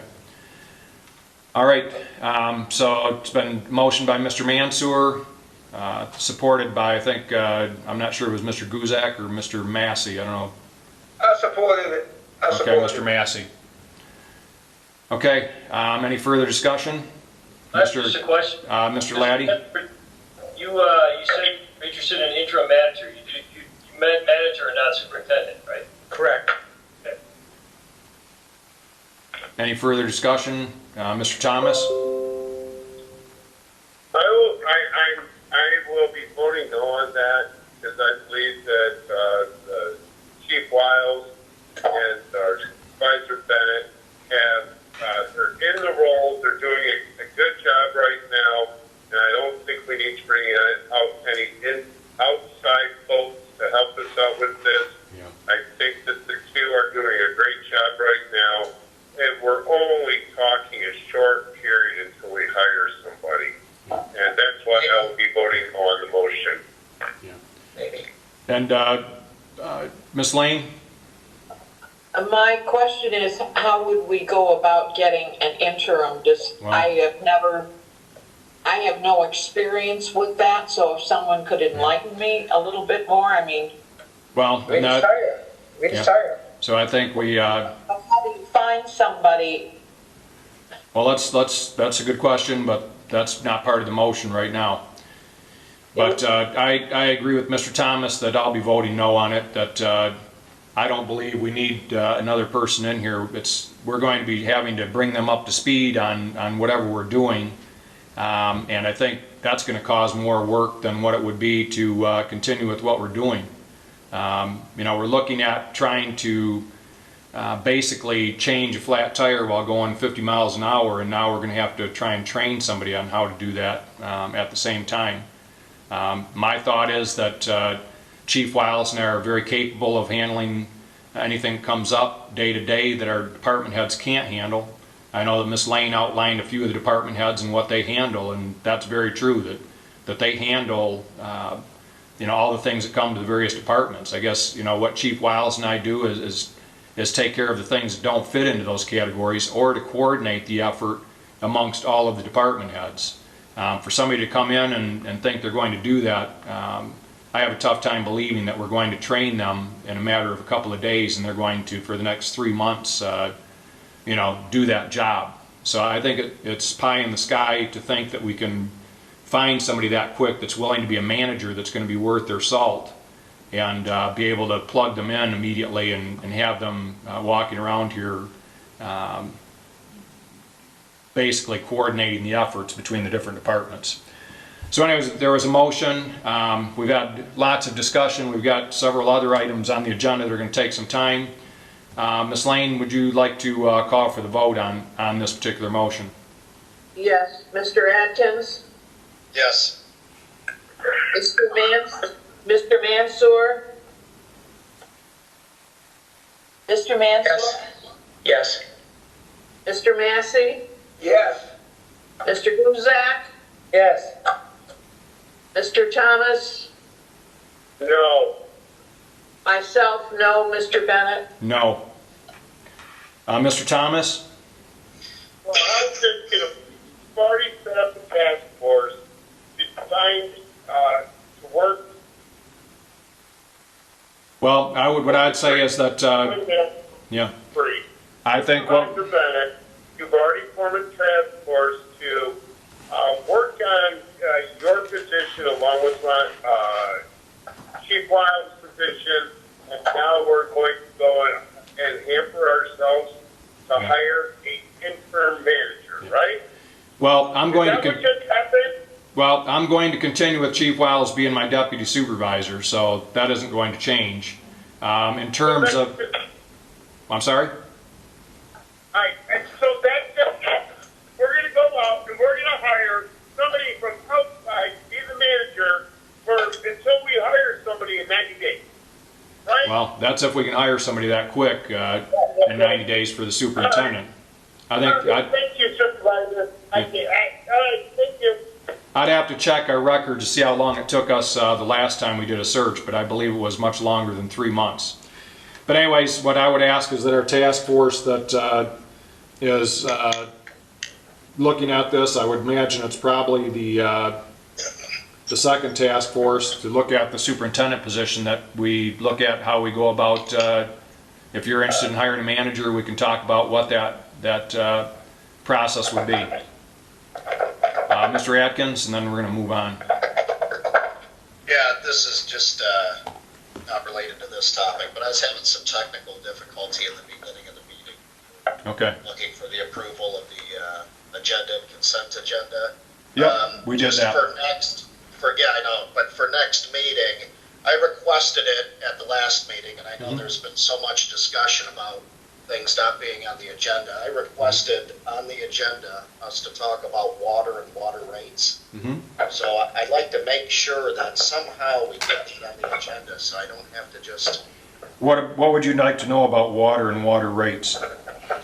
Water rates, I'd like to revisit. You'd like to what? I'd like to revisit some requests we had that we owed it to some residents to get back to in terms of wells for irrigation. I'd like to understand that rate study that we've been talking about for a while. We can discuss the rate study. The issue with the rate study, and I don't want to get off topic here because we got a few other items on the agenda, but there is an issue with the rate study because of the COVID crisis and the change in assumptions.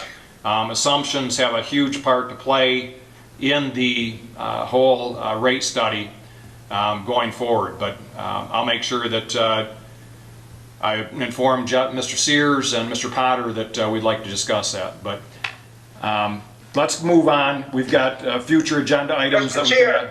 Mr. Chair, Mr. Massey.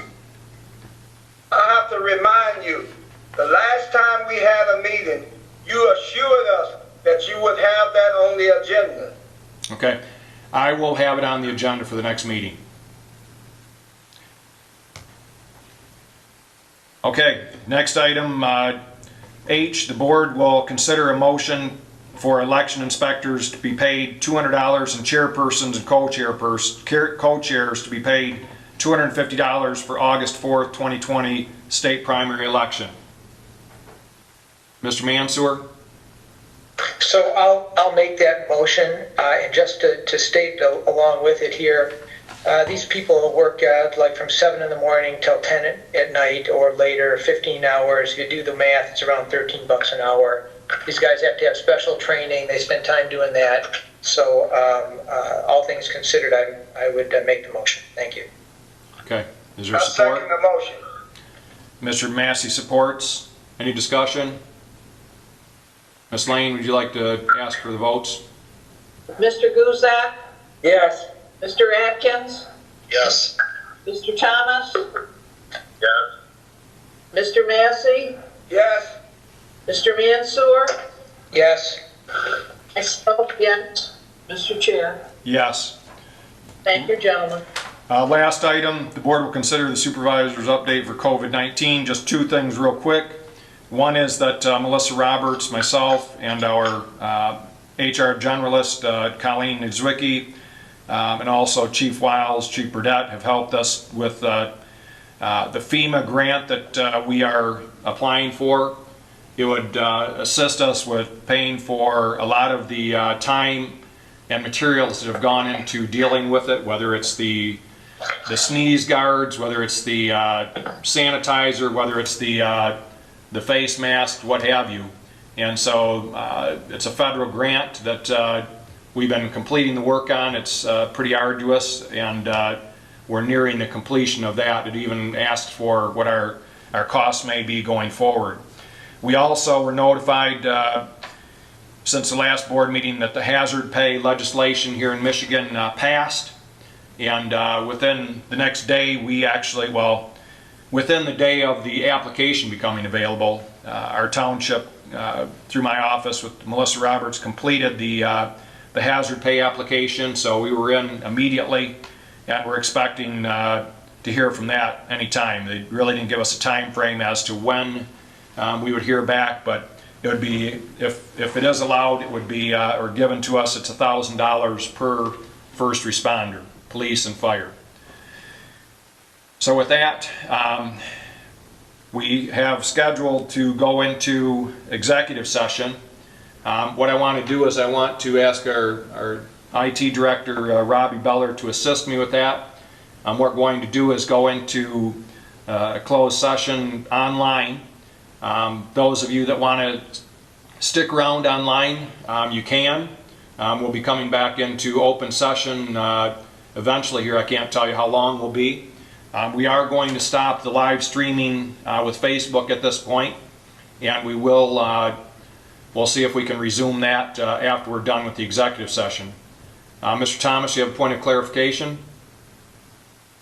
Point of order, I think you need to make a motion to go into executive session. We will do that. I just wanted to explain to the public before we made that move what we're doing and how we're going to do that. But what I would ask is that we're asking for a motion to go on, and going into executive session, it has to be for very specific reasons, and only these items will be able to be discussed in executive session. And what we're asking for is discussion regarding 2 of our union negotiations that will be starting soon, Chapter V and W, and we want to get direction from our board of directors on those negotiations and where they would like to go. The other is with regard to our police union negotiations and where we're at with those. We have with us Mr. Aaron Graves from Bodman Law that has been our point person with our previous superintendent, Mr. Limita, on these negotiations, and he will be joining us as well for the closed session. So if there's a motion and a second, we'll take the roll. Ms. Lane, you're muted, so if any of you are speaking, you need to unmute yourself. Go ahead, Ms. Lane.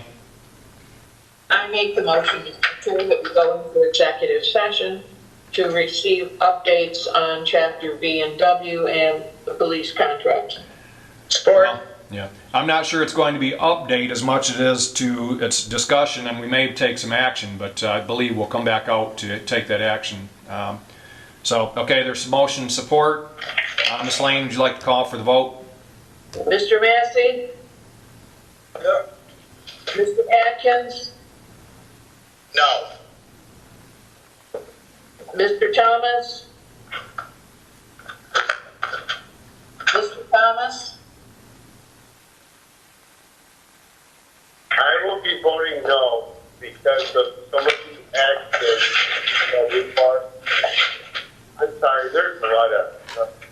Let me mute if you'd like. Okay, I am going to vote no, and the reason why is that I think the information that we're going to be discussing needs to be out in the open and full transparency on what's going on with these union contracts. Well, we will, if we take any action, it will be in public. So. Yep, I'm voting no along with trustee. Okay. Okay. All right, who else do you have left, Ms. Lane? Mr. Mansour? Yes. Mr. Guzak? Mr. Guzak? Yes. Myself, yes. Mr. Chair? Yes. Okay. Bear with us for just a moment, and we're going to switch ourselves into a separate room here. Mr. Chair, I move that we return to the regular meeting, take no action, and adjourn the meeting. Support. Support by Mr. Atkins. Ms. Lane? Mr. Anstor, Yes. Mr. Guzak, Go ahead, Mr. Guzak. yes. Mr. Thomas, Yes. Mr. Massey, Yes. Mr. Atkins, Yes. myself, yes, Mr. Chair. Yes. So just to recap, because I'm not sure if on the recording, we reconvened from executive session. Ms. Lane made a motion to resume open session. We made a motion to resume open session, take no action, and to close the meeting. And so that was a motion by Ms. Lane. It was supported by Mr. Massey, and the vote was unanimous. So thank you, and we will talk soon and reconvene a meeting to discuss several of these items very shortly. So, thanks.